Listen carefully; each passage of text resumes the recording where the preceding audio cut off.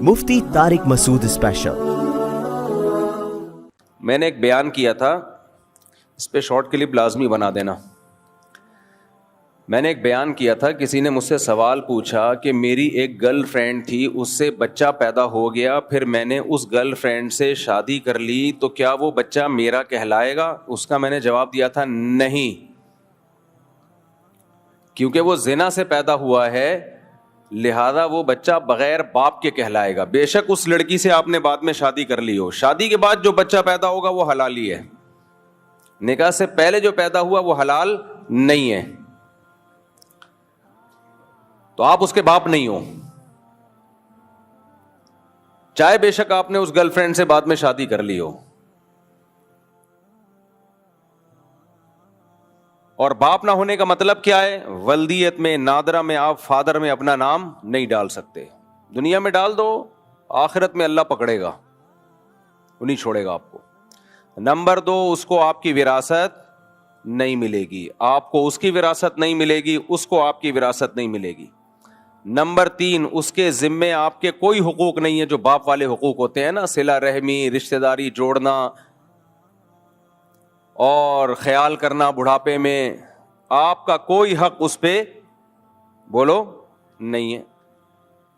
چوتھی بات، آپ کا بھائی اس کا چچا نہیں کہلائے گا، آپ کا بڑا بھائی اس کا تایا نہیں کہلائے گا، اس کا ددیال سے کوئی لینا دینا نہیں ہے۔ یہ میں نے مسئلہ بیان کیا، میں نے کہا اس کا نسب چلے گا ماں سے۔ اس کا نسب کس سے چلے گا؟ ماں سے۔ دیکھو، ایک آدم علیہ السلام اللہ نے پیدا کیے جو سب کے باپ ہیں، ان کا کوئی والد نہیں ہے۔ دوسرے عیسیٰ علیہ السلام اللہ نے اپنی قدرت سے بغیر باپ کے پیدا کیے، ان کا نسب ماں سے چلتا ہے، مگر یہ ان کی فضیلت ہے، یہ ایک معجزہ ہے۔ نمبر 3، سیدہ فاطمہ رضی اللہ عنہا جو نبی کی بیٹی تھیں، آپ کی فضیلت ہے کہ نبی کا نسب آپ کی بیٹی سے چلا ہے، یہ آپ کی فضیلت ہے۔ باقی کسی کا بھی نسب اس کی بیٹی سے نہیں چلتا، چلتا کس سے ہے؟ باپ سے۔ اور باپ کا نہ ہونا یہ نسب پہ ایک بہت بڑا داغ ہے اسلام میں۔ یہ کیا ہے؟ ماں سے نسب کا چلانا۔ یہ 3 شخصیات تو مستثنیٰ ہیں، آدم علیہ السلام، سید الانبیاء محمد صلی اللہ علیہ وسلم اور عیسیٰ ابن مریم۔ ان 3 شخصیات کے علاوہ اگر کسی کا نسب ماں سے چل رہا ہو، ایک اور صورت ہے وہ لعان کی صورت، اس میں میں نہیں جاتا، فقہی مسئلہ ہے، پھر وہ پیچیدہ ہو جائے گا۔ باقی اگر کسی کا نسب باپ سے نہیں چلتا، ماں سے چلتا ہے، تو یہ نسب پہ ایک کالک ہے، ایک بدنما داغ ہے، یہ اس کی علامت ہے کہ اس کا باپ نہیں ہے، ولد الزنا ہے، یہ زنا سے پیدا ہوا ہے۔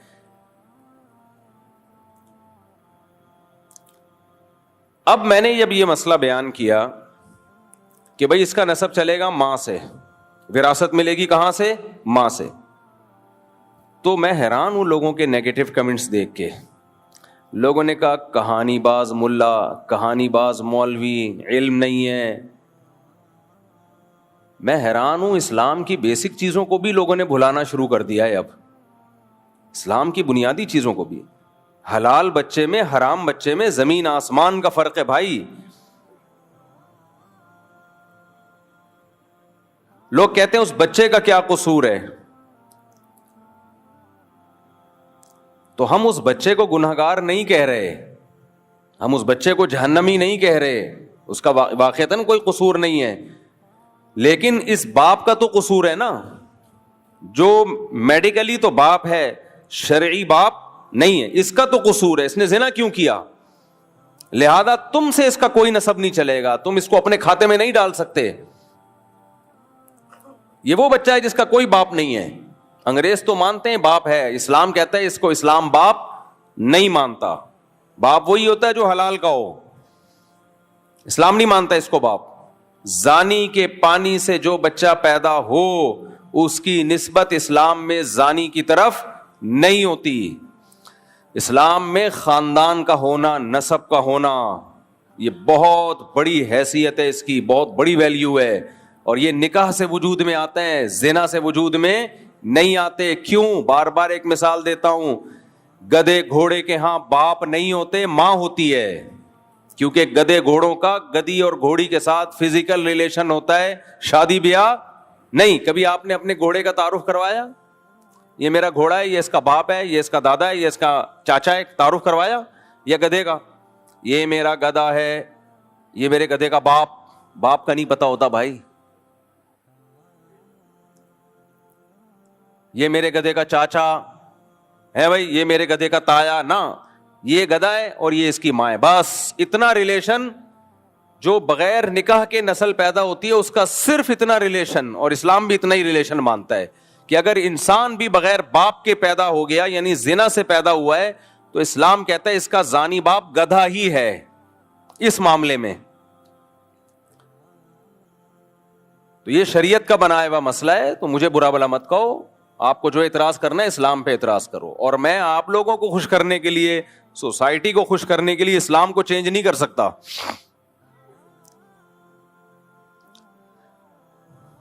اسلام کو چینج کرنا ہوتا نا، میں 4 شادیوں پہ بات ہی نہیں کرتا، کیونکہ لوگ خوش نہیں ہوتے اس سے، جو پڑھے لکھے لوگ ہیں نا۔ جناب پروفیسر غامدی صاحب نے بیان دیا ہے بھی 4 شادیوں کے خلاف، انہوں نے بڑے اپنے ہی وہ جو ان کا ایک اچھا اسٹائل ہے بات کرنے کا، اس اسٹائل میں انہوں نے کہا ہے کہ وہ میں اس لیے پیش کر رہا ہوں آپ کے سامنے، اس کے نیچے پازیٹیو کمنٹس، لوگوں کے کمنٹس کیا تھے کہ یہ ہوتے ہیں پڑھے لکھے لوگ، یعنی جناب قابل احترام پروفیسر غامدی صاحب نے 4 شادیوں کی نفی کی ہے، اس میں کس طرح سے نفی کی ہے وہ بتاتا ہوں۔ تو جو پڑھے لکھے لوگ ہیں نا، جو نہیں جھگڑے کرنا چاہتے، جن کو اپنی بیٹیوں پہ سوگن کا خطرہ لگا رہتا ہے، تو انہوں نے بڑا اپریشیٹ کیا اور کہا دیکھیں یہ ہے ایک پڑھے لکھے اسکالر میں اور ایک ان پڑھ اسکالر میں یہ فرق ہے۔ ان پڑھ سے کون مراد ہے؟ ہم جیسے لوگ، اور پڑھے لکھے وہ تو ہیں ہی ہیں، لمس یونیورسٹی کے پروفیسر ہیں، پڑھے لکھے کیوں نہیں ہوں گے؟ تو اس میں انہوں نے دلیل یہ دی ہے کہ یہ جو اسلام میں قرآن میں ہے نا 4 شادیاں، یہ تو غزوہ احد میں شہید بہت سارے صحابہ ہو گئے تھے تو ضرورت پڑ گئی تھی، لڑکیاں زیادہ ہو گئی تھیں، مرد کم ہو گئے تھے، اس ضرورت کے لیے اجازت دی گئی کہ بھئی یہ کام کر سکتے ہو، ضرورت کی وجہ سے اجازت دی گئی کہ یہ کام کر سکتے ہو، ورنہ یہ کوئی دائمی حکم یا ترغیبی حکم نہیں ہے اسلام کا۔ ضرورت کے موقع پر اس پیکج سے فائدہ اٹھایا جا سکتا ہے، جیسے پیکج ہوتا ہے نا کہ بھئی یہ ضرورت کے وقت آپ کا یہ بھی ایک پیکج ہے، تو یہ کوئی ایسی چیز نہیں ہے جس پہ بیانات کیے جائیں، لوگوں کو ترغیب دی جائے۔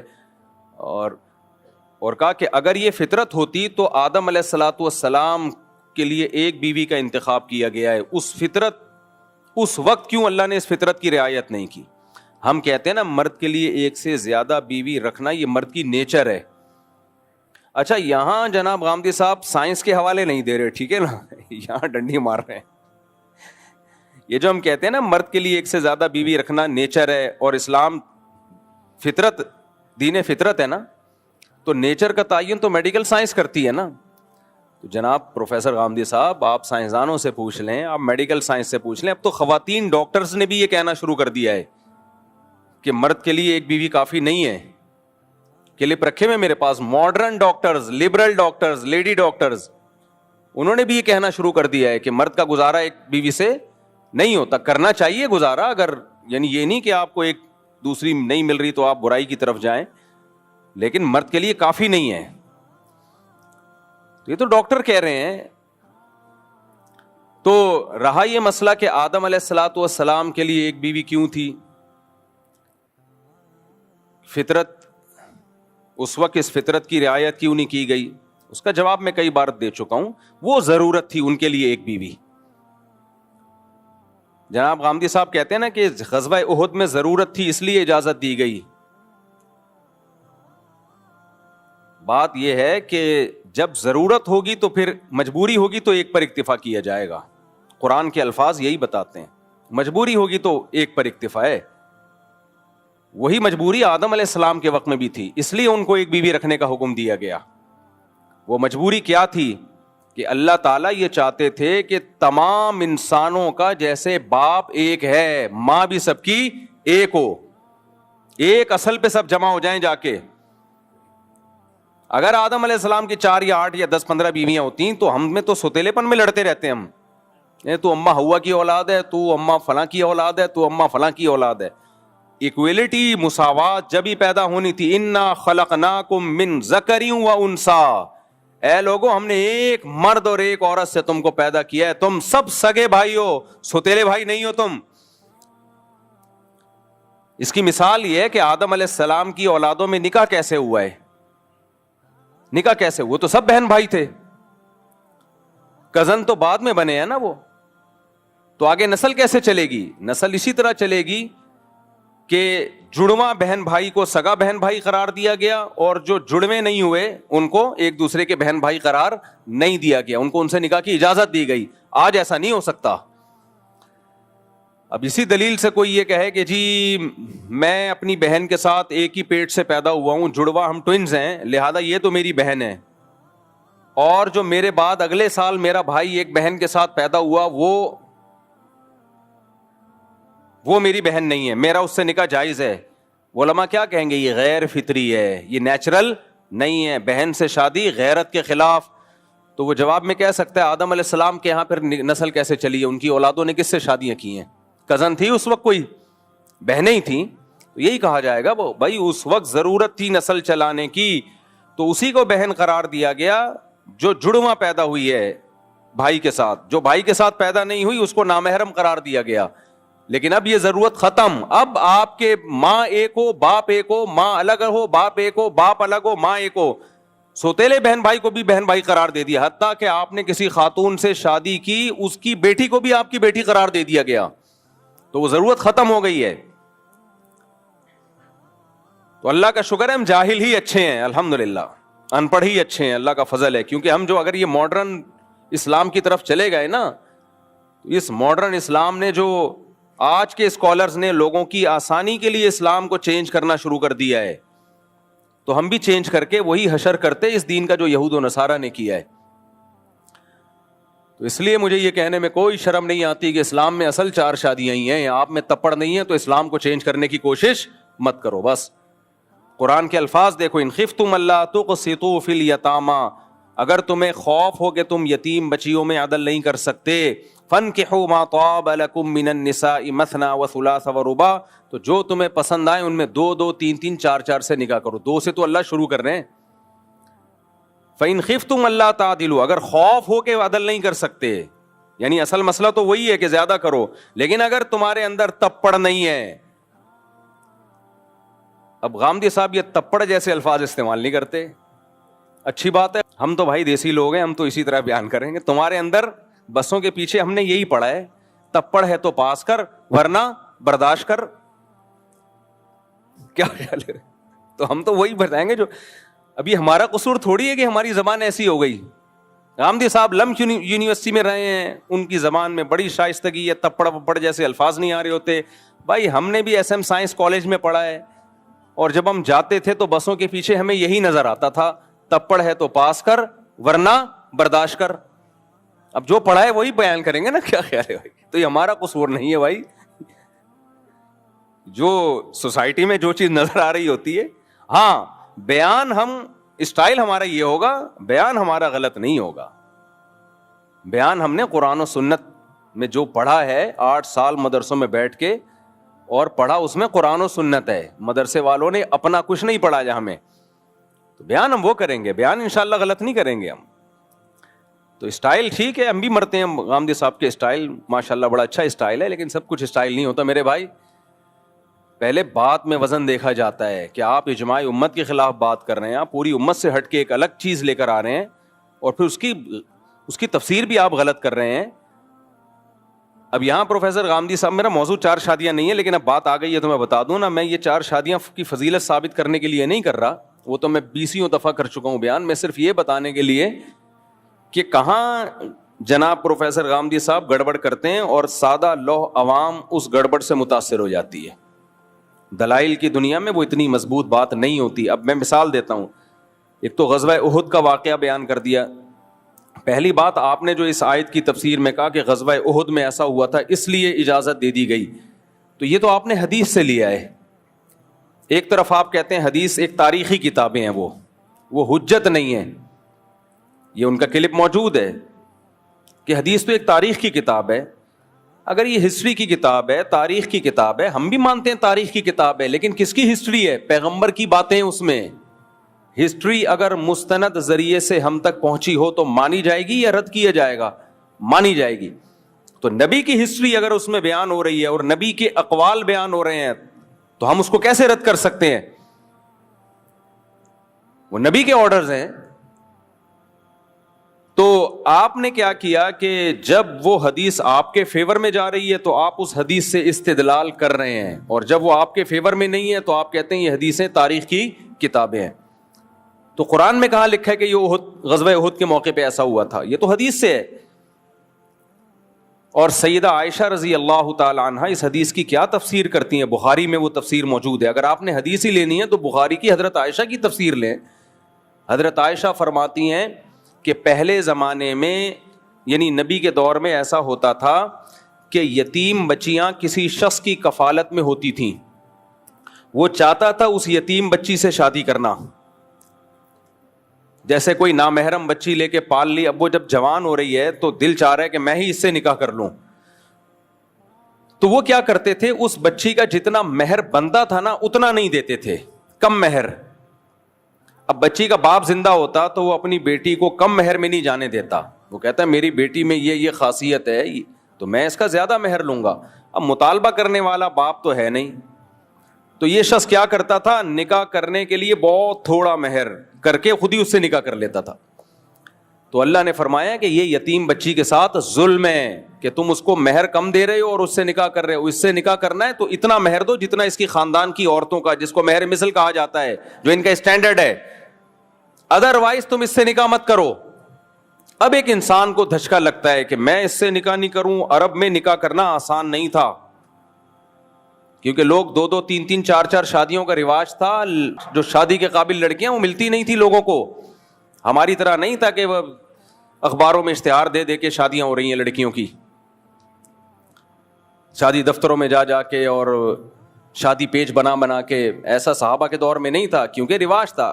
عرب میں تو 10-10 بیویاں رکھنے کا رواج تھا, 10-10 رکھا کرتے تھے. تو اب جو بھی بہت اونچے مالدار لوگ ہوتے, ذرا ان کی پرسنالٹی ہوتی, وہ سب کی شادیاں ہو جاتی. لڑکیاں ملنا آسان نہیں تھا. اس سے اندازہ لگاؤ کہ قرآن کہہ رہا ہے جب کوئی عورت بیوہ ہو جائے نا تو فوراً نکاح کا پیغام مت بھیجو, عدت گزرنے کا انتظار کرو. پھر قرآن کہہ رہے علیم اللہ انکم ستذکرونہن, اللہ کو پتہ ہے بہت مشکل ہوگا تمہارے لیے پیغام بھیجنے میں تاخیر کرنا, لہذا گول مول طریقے سے بھیج دیا کرو. تو بیوہ عورت کے بارے میں اللہ قرآن کہہ رہا ہے کہ صحابہ کو کہ تمہارے لیے صبر بہت مشکل ہوگا. یہ بیوہ عورت کے بارے میں, یعنی اس کو فوراً سب لوگ پیغام بھیجیں گے تو تم بھی گول مول بھیج دو, سراہتاً نہ بھیجو, عدت کا انتظار کرو. آج ہے ایسا؟ آج تو بیوہ عورت عدت کیا, عدت کے بعد بھی 10-10 سال گزر جاتے ہیں, پیغام نہیں آتا. تو یہ انہی افلاطونیوں کی وجہ سے ہے کہ ایکچولی کر کے پورے دین کا بیڑا غرق کر دیا. ایکچولی اس دور میں تو ایسا, ایکچولی اس دور میں 4-4 شادیوں سے زیادہ کا رواج تھا, اس لیے لڑکیاں ملتی نہیں تھیں. اب کسی نے یتیم بچی پالی بھی ہے تو اسی پہ اس کا دل آتا تھا میں شادی کروں گا. اب پیسے ہیں نہیں شادی کے مہر دینے کے, تو وہ کیا کرتے تھے, یار تھوڑا مہر دے دو اور کر لو نکاح. قرآن نے ظلم سے روکا. اور الفاظ دیکھو, وَإِنْ خِفْتُمْ أَلَّا تُقْسِطُوا فِي الْيَتَامَىٰ, تمہیں خطرہ ہے کہ تم یتیم بچیوں میں ظلم کرو گے, یعنی ان کو پورا مہر نہیں دو گے. تو اللہ کہتے ہیں فَانْكِحُوا مَا طَابَ لَكُم مِّنَ النِّسَاءِ, دیکھو پھر اس سے نکاح مت کرو, تمہارے پاس تو اتنی گنجائشیں ہیں, ان کے علاوہ 2-2, 3-3, 4-4 عورتوں سے نکاح کرو. تو جس مذہب نے 2-2, 3-3, 4-4 عورتوں سے نکاح کی تمہیں پرمیشن دی ہو, تمہیں کیا ضرورت ہے کہ اسی سے کرو؟ پھر کیا ضرورت ہے اسی سے کرو؟ اس کی مثال ایسے ہے جیسے آپ بچے کو, یا کوئی ہم شوگر کے مریض کو منع کرتے ہیں مٹھائی کھانے سے, وہ پھر بھی لڈو کی طرف ہی بڑھ رہا ہے. ہم کہتے ہیں یار ایک لڈو کے پیچھے کیوں آ رہے ہو, تمہیں تو اللہ نے اتنی اجازت دی ہے, 20 چیزیں ڈاکٹر نے کہا ہے تم کھا سکتے ہو, سموسے بھی کھا سکتے ہو, پکوڑے بھی کھا سکتے ہو, اور خربوزے بھی کھا سکتے ہو, وغیرہ وغیرہ 20 چیزیں کھا سکتے ہو, تو لڈو ہی پہ تیرا دل کیوں آیا ہوا ہے؟ اور کیا کھانے کی چیزیں کم پڑ گئی ہیں؟ تو اللہ نے بھی یہاں صحابہ کو خطاب کیا کہ جس مذہب نے تمہیں 2-2, 3-3, 4-4 شادیوں کی اجازت دی ہو, نکاح کا دروازہ تو کھلا ہوا ہے, تو کیوں کسی لڑکی سے نکاح کر کے کم مہر دے رہے ہو؟ چھوڑ دو اس کو, اس سے کوئی بھی نکاح کر لے گا. تم ان کے علاوہ 2 3 3 4 4 سے نکاح کرو. ہاں اس آیت نے 4 سے زیادہ پہ پابندی لگا دی ہے. اس آیت کے بعد اور پھر نبی کی دیگر حدیثیں بھی ہیں, ان سے پتہ چلتا ہے کہ اسلام میں 4 سے زیادہ الاؤ نہیں ہے. اور وہ بھی حدیثوں سے پتہ چلتا ہے, قرآن سے نہیں پتہ چلتا واضح طور پہ. اگر آپ حدیث کو حجت نہیں مانتے, آپ کہتے ہو حدیثیں تاریخی کتاب ہیں, تو جناب قابل احترام پروفیسر غامدی صاحب سے میں کہوں گا پھر آپ کوئی آیت دکھاؤ جس میں آتا ہے کہ اسلام نے 4 پہ بند کیا ہو. اس سے تو یہ پتہ چل رہا ہے 2 2 3 3 4 4 سے کر سکتے ہو, اس سے زیادہ کیا ہے, اس سے تھوڑی پتہ چل رہا ہے. یہ تو حدیث سے پتہ چلتا ہے کہ اس سے زیادہ آپ نہیں کر سکتے. اور اگر ہم یہ مان لے بھی لیتے ہیں کہ غزوہ احد میں ایسا ہوا تھا, یتیم بچیاں ہو گئی تھیں, ان پہ ظلم ہو رہا تھا, اس وجہ سے اسلام نے کہہ دیا 2 2 3 3 4 4 سے نکاح کرو تاکہ یہ ظلم ختم ہو, تو کیا آج ظلم نہیں ہو رہا؟ پہلے زمانے میں ظلم یہ ہو رہا تھا کہ یتیم بچی کی شادی تو ہو رہی ہے, مہر کم مل رہا ہے. آج شادی ہی نہیں ہو رہی, اور مہر کیا جہیز دے کے بھی نہیں ہو رہی. سمجھ رہے کہ نہیں سمجھ رہے؟ پوائنٹ ٹو بی نوٹڈ ہے یہ English, point to be noted.